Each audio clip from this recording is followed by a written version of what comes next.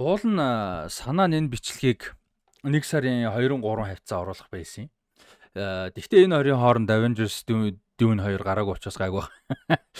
Тийм юу яцгаана. За хэдүүлээ 2026 онд хамгийн өндөр хүлээлттэй байгаа. Ерөнхийдөө нэлээд яг 10-аас олон байгаа гэхдээ хамгийн өндөр хүлээлттэй байгаа гэж бодож байгаа 10 арай дэлгэрэнгүй ярилцъя. Тэрнээс нь наан одоо нэг юм листэн дээр honorable mentions энэ гэж ярьдаг шүү дээ тийм. Арай 10-т багтахгүй гэсэн утгаар тийм. Өнөөдөр болохоор тийм биш. Яг 10 багтахгүй. Гэхдээ тэрнээсээ илүү нэг юм том эсвэл олон асуултын тэмдэгтэй байгаа гэсэн кинонуудыг ус ярих гэж бодож байгаа товчхон. Тэгээд их үндсэн 10 ярилцъя. Тэгээд нэмээд цөөхөн хідэн цуврал бас дурдчихвол зүгээр гэж бодож байна. За асуултын тэмдэг байгаагаас эхэлчихье гэж бодож байна. За юу байгаа?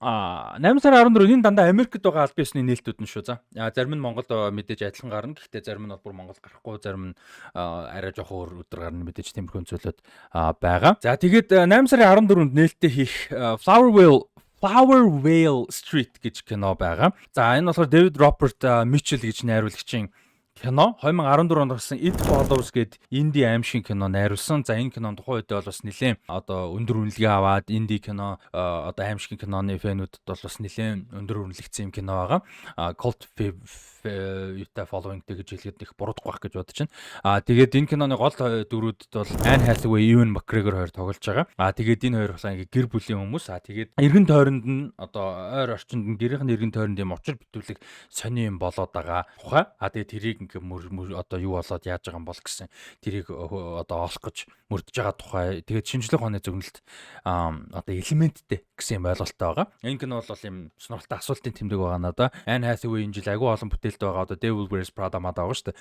Өнөөдрийн миний юм дээр бол байхгүй. Гэхдээ ер нь бол Anne Hathaway 4-5 баг том гэж ярьж болохоор кинонууд байгаа юм бэлээ энэ жил. Тэгээ тэрний нэг онцлог кино энэ байна. За 28 Years Later The Bone Temple. За одоо 1 сарын 16-нд гарна. Тэгээ энэ кино бол яг миний хувьд бол энэ оны бас топ хүлээлтүүдийн нэг. Гэхдээ одоо ерөөсөө 10 хүрхгүй хоногийн дараа угаасаа нээлттэй хийчихэж байгаа учраас би энэ хэсэгт оруулчлаа. Тэгээд Nia Da Costa найруулж байгаа юун дээрээс 28 Years Later киноноос 2-3 дүр эргэж ирж байгаа ийм сонирхолтой кино байгаа. Тэгээ хэрвээ энэ кино амжилттай болох юм бол одоо яг шин трилог гэдэг байгаа шүү дээ. Alex Garland гурвангийнх нь зохиолыг бичээд за 28 Days Later киноны одоо энэ франчайзыг гол одоо үсгсэн гэх чаашаа бүтээсэн те гол найруулагч Danny Boyle өөрөө бол эргэж ирнэ гэж байгаа 3 дахь кинон дээр хэрвээ энэ кино амжилттай бол ямар ч сан энэ кино тэгээд амжилттай болоосоо гэж найдаж байна. Тэгээд нэг сонирхолтой нэг юм зарлалцсан байгаа өөр ийм за энэ чинь бол супер том биш ч гэсэн франчайз шүү дээ. Тэгээд ийм франчайз кинонууд өмнө анзаарч байгаа нэг сонирхолтой юм бол энэ киноны төгсөл энэ угаасаа бүр паблик зарлалцсан юм шүү. Спойлер ерөөсөө биш. Энэ киноны төгсөл Cillian Murphy-гийн дүр гарна, эргэж ирнэ. Тэгээд дараагийн киногийн сетап инэ гэдгийг бүр сэтгүүлийн ярилцлагаар бүр ингээд бүр факт болгож паблик зарласан. Тэгээд тэр айгу сонирхолтой яагаад тэгж байгаа юм бол магадгүй энэ киногоо хайп хийж болох нь яаж орж ирэх юм бол энэ төр гэдэг ч юм уу те асуултын тэмдэг болгож байгаа. Тим гэхдээ байгаа ямар тач тэрийг зарласан. Тэгэхээр энэ кинон дээр нэг тийм сонирхолтой хүлээлт үүсэж байгаа. Сүүлд гарсан Candyman гэдэг дөрвөн 90-ад оны биш сая сүүлд гарсан Candyman киног найруулсан Nia Da Costa гэдэг найруулагч найруулж байгаа юм кино байгаа. Тэгээд Монгол театруудаар бас гарах юм байлээ шүү 1 сарын 16-нд. За тэгээд дараа нь болохоор сая биш одоо Sundance кино наадмаар нээлттэй хийх. Тэгээд 2 сарын 27-нд Hulu стримингд бол орох юу гэж байгаа. In the Blink of an Eye гэж кино байгаа. Энийг одоо юу гэх нүд анивчих зурм гэх. Тиймэрхүү утгатай ийм кино байгаа. Тэгээ шинжлэх ухааны зөгнөлт драм гэж байгаа. Тэгээ 3 одоо юм өөр зохиол өрнөл бол гарна. Тэр нь тэгээ хоорондоо ямар нэг юм холбоотой гэдгсэн. Ийм нэг кино. Тэгээ Andrew Stanton найруулж байгаа гол анхаарал татж байгаа зүйл нь Andrew Stanton-ы хувьд бол одоо Finding Nemo, Wall-E хоёрыг найруулснараа бол одоо карьерийнхаа гол оргил нь. Тэгээ John Carter-ыг live action найруулаа. John Carter мэдээж бас яг хүлээлт төсөөсөн зүйлд бол хүрээгүй гэхдээ муу кино бол байгаагүй гэж би боддог хувьдаа. Тэгээ Finding Dory-г бас найруулсан. Заахаа өөр бас ганц зөр кинонууд байгаа. Юуны Pixar-ын ганц зөр кино дахиад байдаг санагдаж байна. Тийм. Тэгээ энэ бол сонирхолтой байгаа. За тэгээд Michael байна. Юуны Антон Фукуа найруулж байгаа. Jafar Jackson гэдэг Michael Jackson-ы одоо ахыхын хүү тоглож байгаа Michael Jackson киногаа энэ трейлерын реакшн гарсан жоох хийсэн те. Энэ дээр аягүй том асуултын тэмдэгтэй байгаа сайн кино болоосоо гэж найдаж байна. Гэхдээ Michael Jackson шиг юм маш их оргилтой маш их одоо ёроол гэх юм уу гэх юм асуудал ихтэй айгүй их юм хар цагаан асуудалтай ironic тийм айгүй олон юмтай ийм хүний урт юм шиг те энэ чинь 50 хүрдэг жилдээчлөө 50 дөнгөж 51 мэгтэйчлөө нас барсан. Тийм байхад бараг 100 насалсан юм шиг ингээд айгүй их юмтай ийм амьдралыг ганц кинонд яаж багтаах юм бол доо гэж жоохон гайхаж байгаа трейлер дээр зөндөө ярьсан. Тэ асуултын тэмдэг байгаа. За Майк Фланаган найруулна гэж байгаа болоод өөр хүн найруулахаар болчихсон DCU-гийн 3 дахь кино болж гарах Clayface нэлээд том асуултын тэмдэг байна. Надад сонирхолтой санагдаж байгаа. Сайн кино болоосоо гэж найдаж байгаа. Тэгээ аимшиг кино, body horror кино байна гэж байгаа. За The Mandalorian and Grogu гарна одоо яа гэх юм бол тоо сая өнгөрсөн зууны яг нэг өнгөрсөн зуун жоохон хавраас зууны хооронд яг ерөөсөө баг худалчин 7 хоногийн зайтай айгүй болон Педро Паскалтай бүтээл гарсан. Тэр нь тэгээд жүжигчний мэдээж буруу биш те. Гол нь зүгээр ингээ release strategy олон студ олон өөр компани кинонууд араасаа гараад тэр нь бас нэг юм одоо Last of Us чинь ингээ 7 8 эпизод те баг 2 сар яригдчихэж байгаа. Тэгээ тэрэн дээр шүүмж ихтэй янз бүр сэдв хуваагдсан байсан учраас тэгж байгаа. Тэгт яг зөөхөн ангид гарсан ч гэсэн зурлан гараад байгаа. Тэгээд Fantastic Four-ийн маркетинг эхэлж байгаа. Тэгээ materialists гарч байгаа гэдэг ч юм уу. Ингээд айгүй тэгээ яаж шинэ кастинг зарлагддаг ч юм уу те. Тэгээд ингээд айгүй юм Педро Паскал юмнууд айгүй их явцсан байж байгаа. Одоо гайг бол чинь за тэгэнгүүт тэр нь яаж нөлөөлөх нь дээрээс нь Mandalorian цуврал өөрөө season 1 бол үнэхээр гайхалтай шүү дээ. Хоёрын төгсгөл хүртэл айгүй гоё. Тэгээ хоёрын төгсгөл шал дими том юм болгоо. Тэгээд 3 болол ер нь айгүй сул байсан. Тэгэнгүүт кино юунгууд яг мэдгүй би нэг бол яг харахтаа зүгээр нөгөө юуны baby Yoda-гийн зүгээр юм тоглоом юу зарах merchandise зарах баг шалтгаан юм шиг харагдаад байгаа. Гэхдээ ямар ч сан харъя те яг сайн кино бол тэр л асуултын тэмдэгтэй байгаа. За Spider-Man brand new day байна. Одоо энэ юу болох байгаа юм бол доо гэсэн нэг юм байдалтай бол байж байна. Хин Destin Daniel Cretton найруулж байгаа Shang-Chi-гийн найруулагч. Тэгээд cast бол айгүй сонирхолтой гарч байгаа. Scorpion болдог билүү дээ ирээдүйд нь team нэг дүр байгаа. Эргэж ирж байгаа санагдаж байна. Тэгээ хин Sadie Sink орж ирж байгаа хүмүүс MJ-д тоглож магадгүй гэдэг. Гэхдээ энэ universe Michelle Jones гэдэг MJ Zendaya байгаа те. Тэгээ Zendaya хин хоёр нөгөө нэг манай нээдэд тоглолтог залууч юм билээ. Тэр хоёр бол ер нь жижиг рол байж магадгүй гэсэн шуум яваад байгаа. Тэгээд маркетинг тэгээд энэ киноны талаар мэдээлэл гарч байгаа нөхцөлөд юмнуудын харах нэг юм дундаж бажеттэй киноны юу шиг л иргэн дээр нэг тийм жоохон сонирхолтой энэ жил одоо гарна гэхэд хангалттай нэг юм маркетинг нэг л болохгүй байгаа гэх юм да нэг л тийм сайн зүгээр анхны гоё тийзер мейзер гарахад бүх юм өөрчлөгдөх л байгаа л та. Гэтэ одоохондоо байгаа мэдээлэлээр л надад жоохон асуултын тэмдэг байгаа. За энэгээр үргэлжлүүлэхэд Avengers Doomsday байна. Өөр бусад жилд өмнөх 4 Avengers-ыг бол гаргах жилд нь л эхний номер 3 л хайптай кино байх байсан бол энэ жил яг үнэндээ амар асуултын тэмдэгтэй байна мэдгүй байна. Сая тийзерүүд нэг жижиг тийзерүүд гараалгаа гэхдээ тэд нар бол ерөөсөө ч миний тийм гол анхаарлыг татаж амар хайп бол үүсэхгүй. Яг ихний бүтэн тийзер гарахаар жоохон өөр байж магадгүй. Гэхдээ асуултын тэмдэг хിവэр. За The Hunger Games Sunrise on the Reaping байгаа. Энэ надад айгүй сонирхолтой санагдаж байгаа. Francis Lawrence Urian franchise-ыг бол айгүй мундаг авч яваад байгаа. Зохиолч нь өөрөө бас айгүй юм гоё баланстай зохиолч. Би ихний трилог номыг бол тухайн үед нууг нь уншижсэн. Гэхдээ одоо болсон ер нь дахиад нэг уншихаар болол болцсон гэж бодож ин кинонуудаа ч гэсэн ер нь сэргээж дахиж үзье гэж бодож ин. Сүүлд нөгөө нэг Songbird Snakes юучлээ тэр номыг нь би уншаагүй дээрээс нь номыг уншия гэж бодож байгаа хайцсан байсан болохоор юу киног нь үзээгүй. Гэхдээ айгүй дажгүй болсон сурагтай байсан. Тэгээд ер нь би уул нь айгүй фэн байсан шүү дээ Hunger Games-ийн яг тухайн үед. Тэгээд Jennifer Lawrence энэ чи би бүр одоо Winter's Bone гэдэг анхных нь уруусаа одоо бүрийн хэмжээний кино хүртэл ерөөсөө мэдгүй сурахгүй байж байгаа л би нэг Sundance юучлээ наадмас кинонууд ингээл фильтрж байгаа л үздэг байсан. Тэгж яхад л үзэл пэж амар мундаг жүжигч юм бэ гээл. Тэгэл мундаг карьер нь явсан.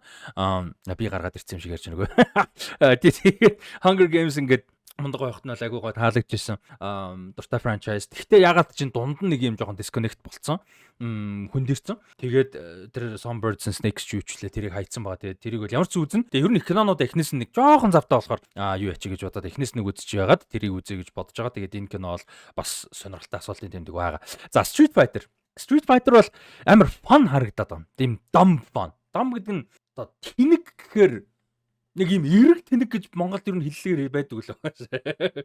Нэг юм сүртэй юмгүй тархиа унтрааж үзэх амар тэнэг фан гоё хөгжилтэй кино байж болох юм шиг харагдаад байгаа трейлерээс харахад. Тэгээ уур амьсгал нь ч гэсэн тэгж зорьсон юм шиг санагдсан. Тэр 50 Cent-ийн шат тэнэг үсмэснээс харж байгаа те. Тэгээ тэрүүгээрээ байгаасаа гэж найдаж байна. Амар тэнэг дам фан сайн киноогоосаа гэж найдаж байна. Агт асуулын нэмэг те. За The Legend of Aang The Last Airbender гэж байгаа. За энэ бол уулын кинотеатрын кино хөстэй байсан. Насанд хүртгээсэн манай аватар тим аватарынхан байсан чинь Paramount Plus дээр гаргахаар болсон. Сая тэрийг нэг 2-7 хоногийн өмнө мэдээл гарсан санагдаж байна. Тэр бол айгу муу мэдээ. Paramount Plus альмэр бол үгүй таад баг байдгийг ч мэдээгүй байж магадгүй зарим нь. Үнэхээр shit streaming service те. Одоо тэгээд Paramount-ийг Skydance авцсан юу авах гал Warner Bros-тай дага боо юм болж байгаа. Тэрэн дээр орохоор болцсон. Тэгэхээр тэр надаа юу хэлж ийнө вэ гэхээр төсвийг багасгасан байж магадгүй. Маркетингийн төсөв бүр 0. За 0-оо болий те. Магадгүй 50 сая маркетингийн төсөвтэй 100 сая долларын 50 сая долларын дэлхийд дээр маркетинг төсөвтэй хийх байсан бол 10 сая 5 сая 1 сая доллар болох байж магадгүй пост продакшн дээр зардал хэмжиж магадгүй тэгэхээр анимашны чанар муутах магадaltaй магадгүй voice over артистууд жүжигчдэр ч одоо жижиг дөрүүдийн те жүжигчдэр ч одоо таналт хийж магадгүй ер нь эцсийн чанар бол нэлээд буух бах гэсэн айдастай байна. Гэхдээ сайн кино болоосоо гэж найдаж байна. Гэхдээ айдастай. За тэгээд айгүй том асуултын тэмдэг амар хачирхалтай гэж тэгж байгаа нь The Adventures of Cliff Booth гэх кино байгаа. Цаасан дээр харах юм бол энэ 2026 оны кино фанатуудын, кино фэнүүдийн, кино сонирхчдын топ 3 магадгүй топ 8-1 хүлээлт байхаар ийм бүтээл байна. Quentin Tarantino-гийн зохиолоор David Fincher найруулад тэгээд Once Upon a Time in Hollywood кинонд тогсон Cliff Booth дүрээр Оскар авсан шүү дээ. Brad Pitt. Тэр дүр нь гол дүр. Ийм кино. Амар сонь what ийм кино ба яг яригчл байсан л та. Гэхдээ бүр ингээ хизээдээ юу болоод ямар хурдан 26-нд гарахаар болчихоо. Би бүр амар гагаад тэгснэ эн чинь Netflix дээр гэж байгаа. Яг Америктэй театраар нөгөө нэг Оскар тэнцвэрлэхийн тулд 2 3 7 хоног том хотуудаараа гарч байгаа Netflix руу гарах бах. Тэгээд тийм The Adventures of Cliff Booth гэдээ байгаа. Би энийг гайхаад зүгээр яг энэ бол нэг бол алан зэ. Одоохонд юу байхгүй. Яг хизээ нээлтийнхэн тодорхойгоо. Ер нь амар үйл талтал баг та 10 11 дээр нөгөө нэг Оскар season тиймэрхүү болов гэж бодож байна. Тэгээд одоохонд интернетээр байгаа мэдээлэлээр болохоор 200 орчим сая долларын төсөвтэй гэж байгаа байхгүй. Бүр амар том төсөв штэ. Тэг би гайхаад байгаа. Тэгснэ жүжигчдийн бүрдүүн бас гоё. За Brad Pitt нөгөө Cliff Booth-ийн хадвар те. Тэгснэ Elizabeth Debicki байгаа. Yaya Abdul-Mateen II байгаа. Carla Gugino байгаа. Сонирхолтой. Timothy Olyphant, James Stacey-гээ дүрээрээ эргэж ирж байгаа. Би бүр гайхаа ямар сонирхолтой юм гэж тэ. Тэгээд тийм болохоор энэ бол миний хамгийн том асуултын тэмдгүүдийн нэг байна. Сайн кино болгол байгаль та. Тарантиногийн зохиолч чадвар бол угаасаа мундаг тэ тэрэндээ нэг хэрэгэлцэх юм байхгүй. Тэгээ Fincher юм билээ. Тэгэхээр яг үнэндээ нэг тийм асуултын тэмдэг байх ёстой кино бол ууг нь биш л тэ. Гэхдээ зүгээр оршиж байгаад нь би гайхаад байгаа гэх юм уу. Бараг тийм кино. Тэгээд зохиолыг энэ Эрик Мессершмитт гэдэг энэ Дэвид Финчертэй хамтарч энэ Mindhunter дээр ажиллаж байсан. Mindhunter-ийн зохиолыг бичсэн зохиол биш шүү. Тарантино мэдээж бичиж байгаа шүү дээ. Би сая зураглаач гэж ажиллаж байсан шүү уучлаарай. Зураглаачаар Финчертэй хамтарч ажиллаж байсан Mindhunter дээр ажилласан. Тэгээд Mank гэх кино байдаг шүү дээ Финчер хийсэн те. Citizen Kane киног хийх процессын тухай тэр киногоор Оскар авч ирсэн. Майкл Манни Ферраригийн зураг автыг авсан юм билээ. Феррари бүр үнэхээр гоё киноос надад амар таалагдсан. Тэгээд хиний Нова Хавлигийн Fargo Legion гэсэн амар сонин weird одоо зурлаач штэ ялангуяа Legion. Тэрэн дээр бас зурлаачаар ажилласан юм байлээ. Тийм айгүй юм содон гоё зурлаач бас ажиллаж байгаа. Тэгэхээр энэ кино бол угаасаа муу кино болохгүй зүгээр гайхалтай санагдаж байгаа. За тэрүүгээр юу яагаад яг бүр хайптай үлээж яг үндсэн 10 кинороор. За энэ 10 гэхдээ ямар нэг нарийн дараал байхгүй шүү. Одоо 10-аас 1 мэгрөө те биш. За тэр юу вэ гэхээр 19 сарын 25-нд нээлттэй хийж байгаа Werewolf байна. За Роберт Эггерс найруулагчийн кино байгаа. The Witch, The Lighthouse, The Northman зүгээр Nosferatu. Энэ бас зүгээр Werewolf. Ийм кино байгаа. Тэгээд Witch, Lighthouse, Northman юуны Nosferatu-гийн найруулагч мэдээж хүн чонтой кино байгаа. Тэгээд үндсэн одоо жүжигчд гэх юм бол Aaron Taylor Johnson, Lily Rose Depp, Willem Dafoe, Ralph Ineson гэсэн юм амар зөв жүжигчдийн бүрэлдэхүүнтэй. Тэгээд одоо Middle English гэж хэлдэг дундад 100-ны үеийн гэсэн үг л дээ тий. Дундад 100-ны үеийн англи одоо хэлээр ярина гэж байгаа. За дундад 100-ны англи гэхээр ерөнхийдөө Middle English гэдгийг бол одоо түүхэнд юу гэж үздэг юм бэ? 1066-аас 1470 орчим оны хооронд бол яригддаг ус англиг ашигладаг ус англиг middle english гэж үздэг. Тэрний өмнөхийг бол одоо old mold ингээд явчихд юм байна. Тэгээд 1470-аас хойшоо болохоор early modern гэж одоо орчин цагийн хэлний эхний хувилбар руу гарсан гэж бол үздэг юм байна. Тэгээд нөгөө The Witch кино шиг ийм одоо хуучны англи хэлээр бол одоо диалогтой тэгэхээр одоо хадмалтай өцөхгүй бол бүр хэцүү гэсэн англитэй байсан ч тэгэхээр тийм кино бол байгаа. Тэгээ энэ айгүй анхаарал татж байгаа. Маш сонирхолтой байгаа. Тэгээ Носферату кино театрт маш гоё экспириенс байсан. Тэрийг 25 оны топ кинонууд бичлэг дээрээ дурдаад ярьсан байгаа. Тэгээд Northman-ыг бол театрт үзсэн ч болоосоо гэж боддог. Кино байгаа. За The Witch бол мэдээж Anya Taylor-Joy гэж мундаг жүжигчнийг бас одоо ихлүүлсэн гаргаж ирсэн онцгой кино байдаг. Хүмүүст Lighthouse-ыг дуртай гэхдээ би үзэж байгаагүй. За дараагийн кино бол түрүүсэн те яг нэг 10-аас 1-ийг бол биш шүү.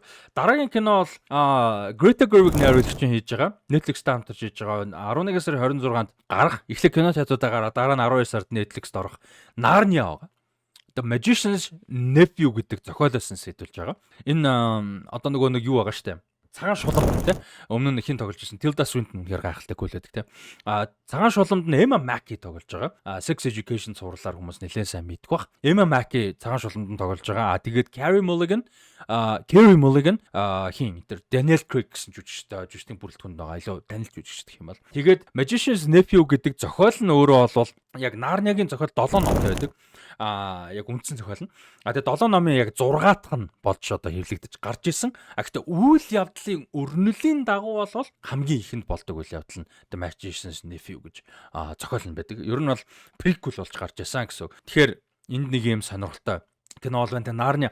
Нарниагийн Greta Gerwig-ийн хувьд бол миний айгуу дуртай уран бүтээлч, жүжигчин, найруулагч, зохиолч те. Гэхдээ Barbie надад амар том disappointment байсан. Culturally яг айгуу гоё юм байсан. Barbenheimer нэтэрэг л явсан юм надад амар гоё байсан л та тэр ингээд нөгөө органик явцсан шүү дээ. Яг ингээд ийм одоо төлөвлөсөн, бэлдсэн маркетинг нэтэр биш зүгээр л хоёр өөр өрсөлдөж байгаа студийн хоёр том бүтээл фэнүүд интернет дайлгамж явсаар байгаа тэрийг ингээд хар ягаанда нэгэн цөмөн бөмбөгнөт нь бар биж байгаа шүү дээ.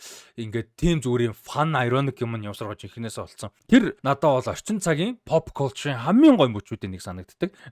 Тэгээд тэрний хүрээнд бол би Barbie-д баярлалтай. За киноны хувьд бол мэдгүй. Амар disappointing байсан. За дараагийн кино бол Ridley Scott найруулагч Домогт Ridley Scott энэ жил иргэж ирж байна. Дахиад кино найруулж байна. 8 сарын 28-нд кино театруудаа нээлттэй хийх post apocalyptic sci-fi кино. За sci-fi гэдэг нь шинжлэх ухааны зөгнөлт.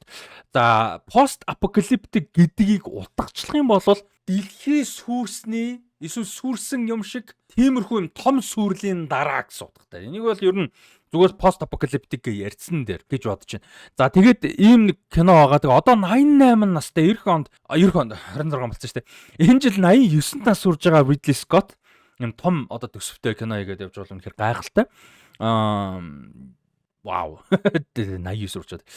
Тийм тэгээд Ridley Scott-ийн шинэ энэ кино болохоор ингээд ийм амар юм том юу гарцсан. Ханиад шиг одоо вирус гараад одоо ковид гэдэг шиг тийм. Ийм вирус гараад хүн төрөлхтний ихэнх нь ингээ алдсан. Хин дүрлэгтээ ихэнх нь өгсөн. Тэгээ энэний дараа болж байгаа үйл явдал. Тэгээ энэ дээр болохоор гол дүрдэн Jacob Elordi тэгээд Josh Brolin хоёр гол хоёр дүр. Тэгэнгүүтээ туслах дөрүүдэд Margaret Qualley байна, Guy Pearce байна, Benedict Wong байна. Ийм мундаг жүжигчтэй байгаа. Тэгээд энэ дараа өөр юу болж байгаа тухай илүү жоохон акшн талдаа юм бэлээ. Тэгээ Ridley Scott-ийн нэг сонирхолтой зогсолтгүй ажилдаг. Айгүй олон кино байдаг. Тэгээд одоо энэ домогт найруулагчтай шүү дээ. Өндөр настай домогт найруулагч. Одоо Scorsese, Spielberg, Clint Eastwood тэ. За тэр дунд одоо зүй ёсорхийн орно, Ridley Scott орно, хин орно, Francis Ford Coppola тий. Энэ эднэрийн үеийнхэн яг Clint Eastwood энэ арай жоох хахалтай. Гэхдээ энэ хэд дундаа хамгийн олон муу кинотон Ridley Scott гэж магадгүй. Ridley Scott амар хөдөлмөрч ерөөсө зогсдгүй ийм нөхөр. Тэгээ дунд нь айгүй болон муу кино. Тэгэд тийм учраас энэ сул байх нөхцөл байгаад битээ сул угаасаа гэж найдаж байгаа. Тэгээ амар хүлээлттэй. Хайптай. За 4 сарын 24-нд нээлттэй David Lowery найруулагчийн Mother Mary гэж кино байна. Michaela Coel болон Anne Hathaway хоёрын тоглож байгаа. Энэ жилийн Anne Hathaway тоглож байгаа бас нэлээд онцлог бүтээлүүдийн нэг болж байгаа. Трейлерыг үзег бол үзээрэй. Би нэг трейлерүүдийнхаа бичлэгийн нэгэн дээр нь үзсэн санагдаж байна.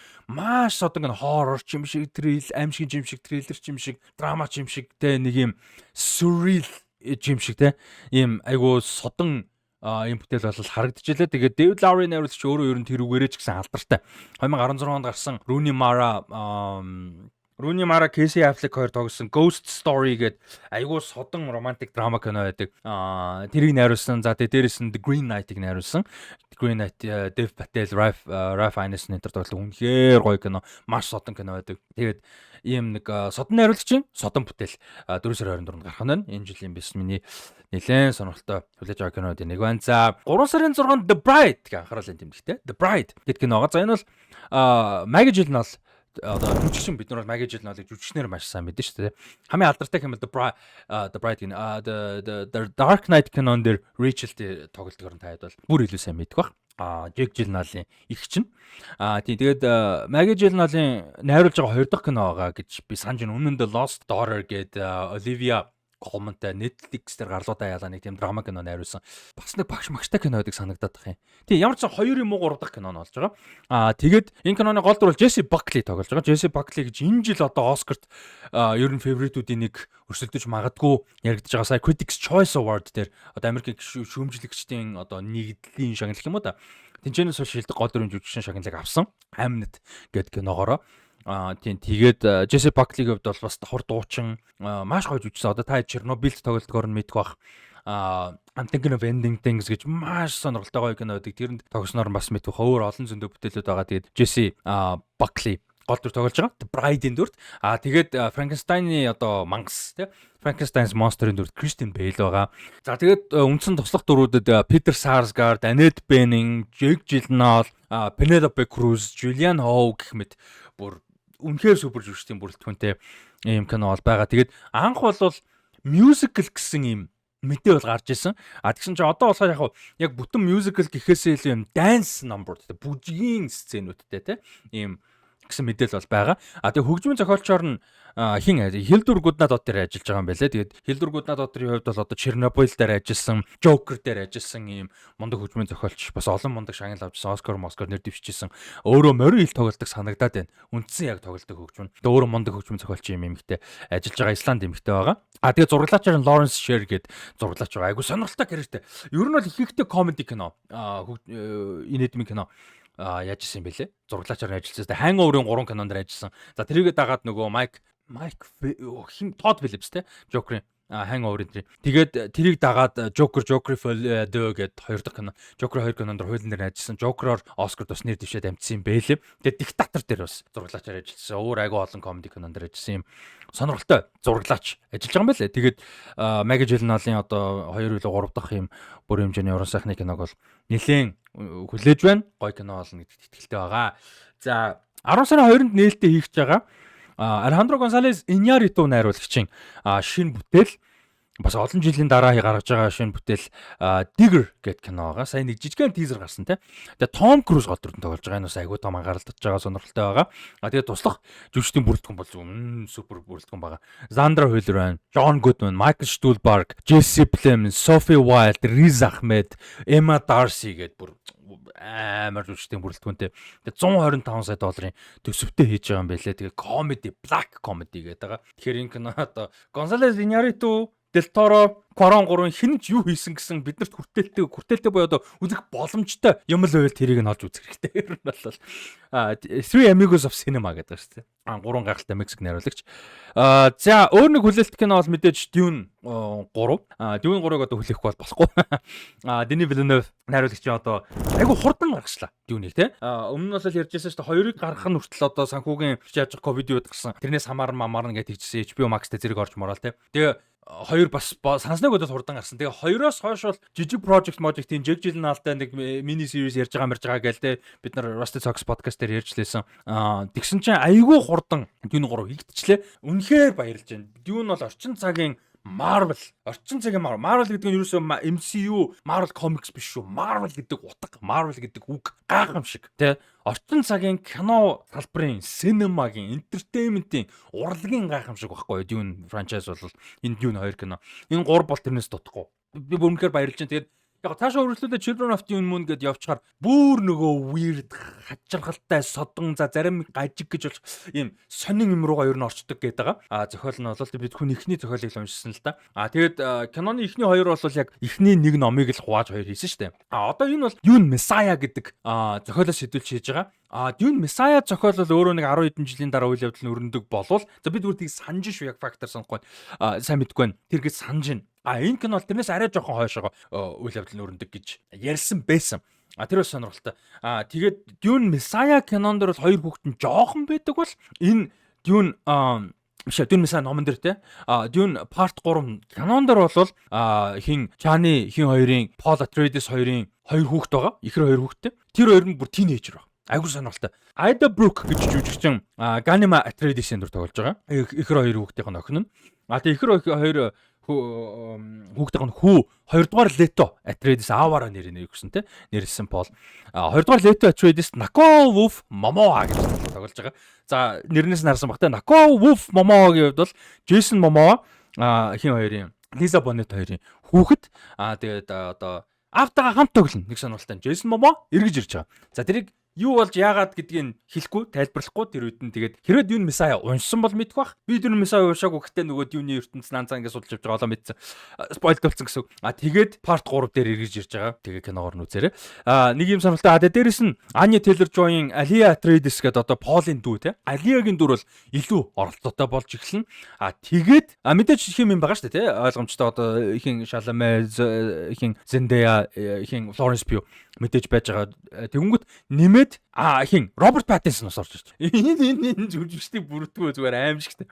Тэгээд Dune Part 3 бол аимшигтай өндөр хүлээлттэй үлээж байна. Нэг сонирхолтой юм Warner Bros. Disney хоёр одоо хүртэл өөрчлөхгүй байгаа. Нээлтийн өдрөө. Одоо төгсөж штэ. Ер нь бол одоо Avengers-ийн ингээл маркетинг бол эхэлчлээ. Dune ер нь удахгүй маркетинг нь бас эхлэх баг. Тэгэхээр ийм амар том хоёр төсөвтэй том хоёр кино маркетинг том ажил эхлэхээс өмнө нээлттэй хийх товоо бол ер нь эцэлэх баг. Ер нь бол яг гоо том кино хойшлсон тохиолдол байдаг. Би энэ хоёрыг хойшлно гэж бодохгүй.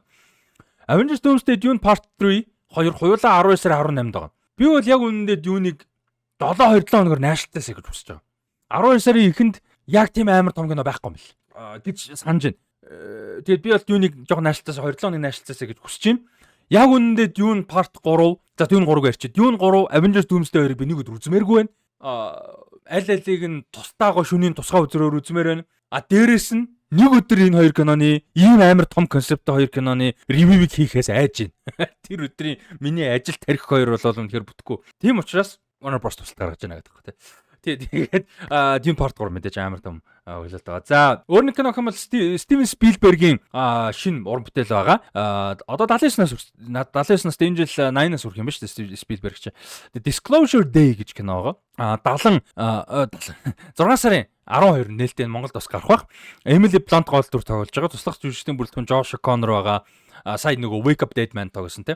Josh O'Connor, Colin Firth, Eve Hewson, Coleman Domingo, Wyatt Russell, Elizabeth Marvel тэгээд Henry Lloyd Hughes гэдэг агуугаа жүжигчдийн бүрэлдэхүүнтэй шинжлэх ухааны зөгнөлт кино байгаа. Тэгээд тэр sound effect маркетинг дээр нь ямар ч байсан ашигласан sound effect амар балиар юм харагдаж байна. Нэг юм яг бүтэн horror кино биш, ер нь science fiction thriller юм шиг байгаа. Гэтэ тэр нэг өгж байгаа мэдрэмж уур амьсгал айгу нэг тийм зэвүүн байсан шүү. Ер нь бол надад айгүй юм сонирхолтой санагдаж байна. Тэгээ Spielberg-ийн том киноны мастер. Ер нь бол кино урлагийн түүхэнд. Тэгээ кино урлагч өөр одоо 100 эдгээр жилийн түүхтэй урлаг. Энэ том урлагийн түүхэнд одоо блокбастер том кино гэдэг юмыг ихлүүлсэн үүсгэсэн юм баггүй. Spielberg бол тий. E.T.-гэр, Jaws-оор тий. За тэгээд дараа нь тэрийг reinvent хийсэн буюу дахин шинжилсэн те одоо Jurassic Park байт юм уу? Saving Private Ryan те. Indiana Jones дунд нөө.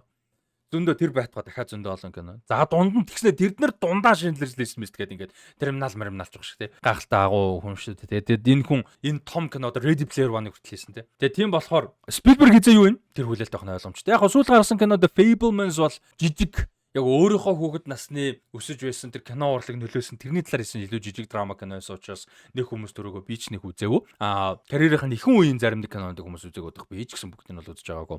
Тэгээд Spielberg-ийн том кино гарч байгаа бол айгу баяртай байна.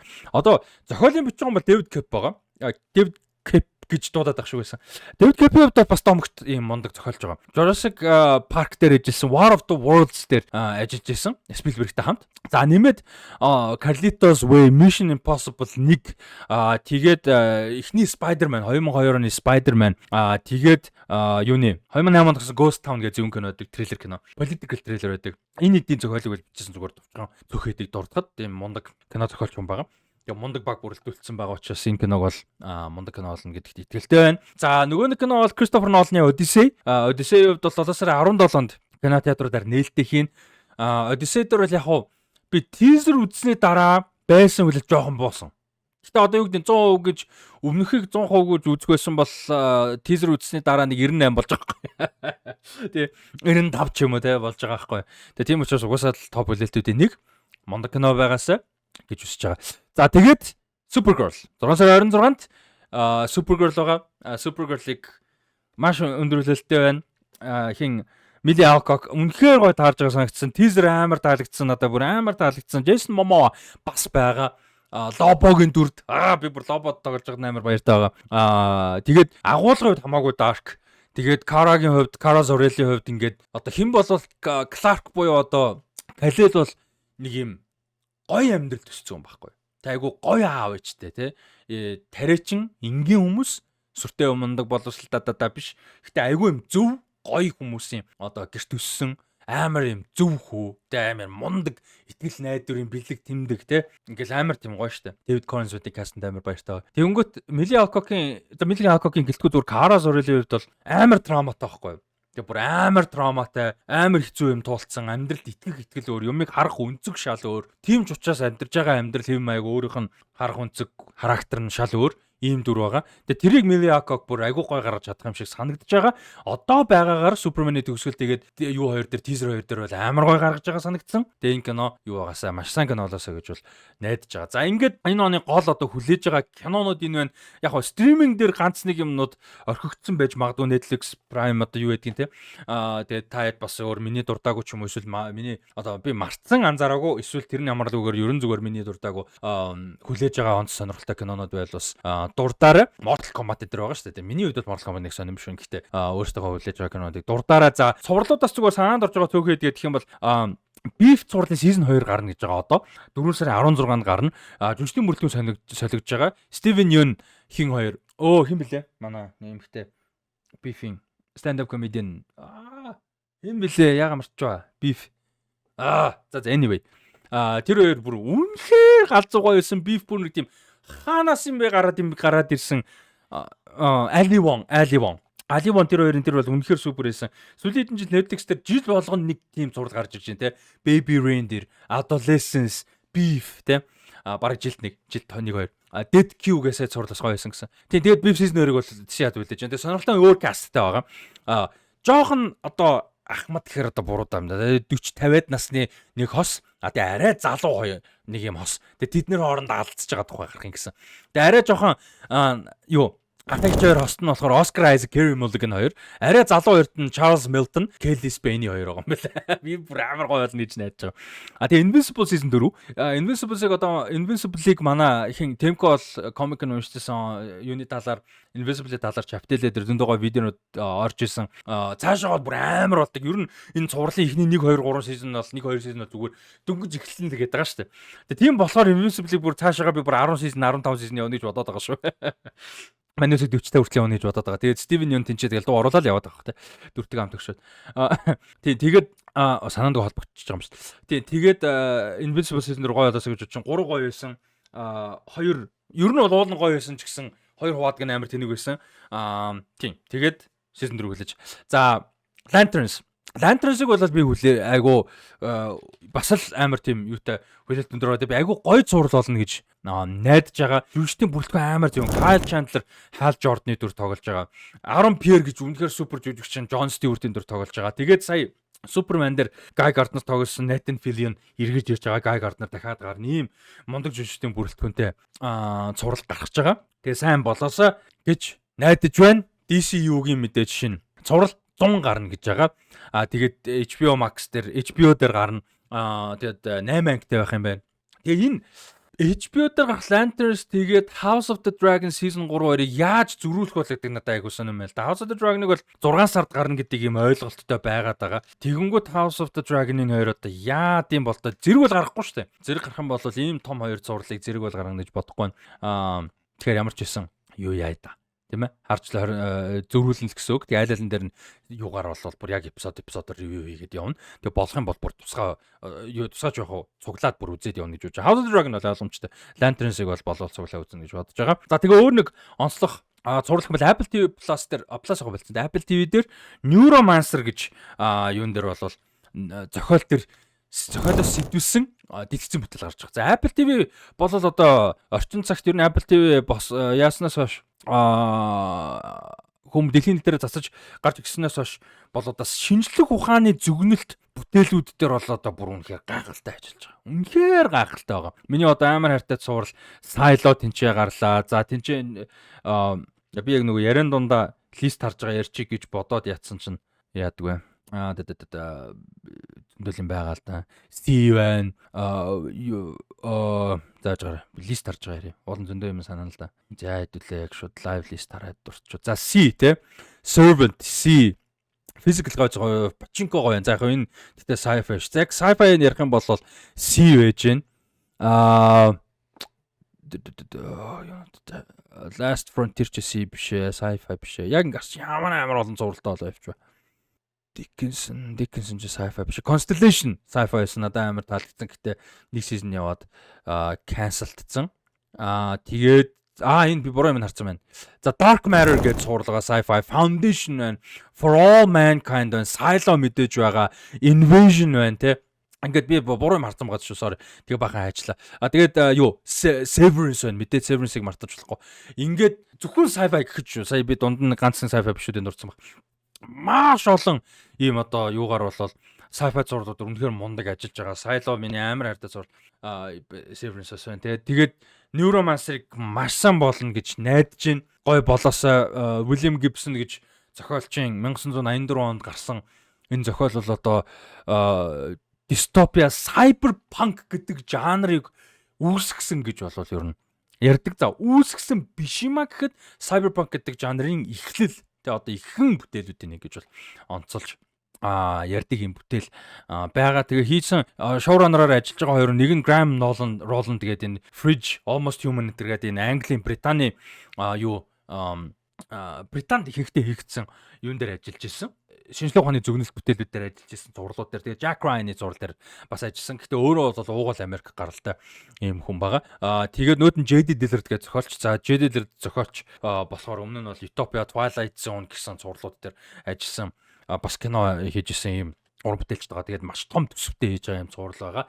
Тэгээд энэ бол амар том одоо ийм энэ оны хүлээлтүүдийн нэг болж байгаа юм цуврал байгаа. За ийм байна да. Ер нь бол цувралын хувьд ийм байна. Яг мэдээж нэмээд яриад байгаа юм бол цуврал айгүй олон юм болох бах.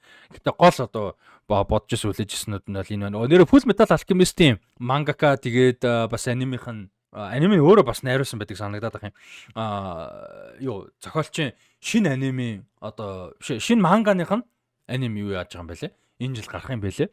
Тэгээд юу яана гэж найдаж байгаа. Мангахан гэдэг өөрөө найрууллаа. Зурлаг maybe not Hiromu Arakawa. Өөрөө тэгтээ найруулагч нь Yasuhiro Irie гэдэг өөрөө ажилласан юм байна. Тийм баха. Тийм тэгээд хэний болвол Hiromu Arakawa гэдэг энэ Full Metal-ын мангакагийн шинэ манганы аним цуврал нь бол энэ жил бас гарах юм бэлээ шүү. Тэр бол нэлээд бас юутаа хүлээж ин бас сонирхолтой болно гэж юу яаж байгаа. Найдаж. За тэгээд энэ жил одоо энэ channel дээр бол аль болох олон стрим ийн гэж найдаж байна. Илүү олон тоглоом тоглож стрим ийн гэж найдаж байна. Тэр Last of Us Part 2-ыг энэ Last of Us-ын тоглоомнуудыг ер нь дандаа нэг он тагнах юм те. Part 2-ын тэгж байгаа нэг тоглож дуусгах гэж бодож байна. Ревьюуд илүү олон доктортой хийнэ гэж хүсэж байна. Тэгээ босод ажил юмнууд орж ирээд бас заримдаа чадахгүй юм. Тэгээд илүү олон влог стилийн бичлэгүүд ер нь нэлээд хийнэ гэсэн төлөвлөгөөтэй байна. Тэгээ хамт бас байгаарай. За тэгээд илүү олон газраар аялна гэж найдаж байна бол Монголдоо ч гэсэн гадаадаа ч гэсэн тэгээд тэр боломж юмнуудаа ашиглаад бас гоё влог юмнууд бас хийнэ гэж бодож байна. Одоо ревью интер влог стайл майл болгоно гээл ингээл бодоол яриад ингээл явж байна л да. Тийм байна. Тэгээ GTA 6. Тэгээ энэ жилийн одоо хамгийн том pop culture интернетийн хүлээлт бол GTA 6. За яг энэ суугаар ярьдаг юм биш ч гэсэн энэ жил мэдээж хүлэн бидлэгийн аврах шалрах тэмцээн болно. Тэр бол энэ миний хувийн хувьд бол хамгийн том бас юмнууд энийг шүү дээ дэлхийн аврах гэдэг бол. Тэгээд тэр бас байна.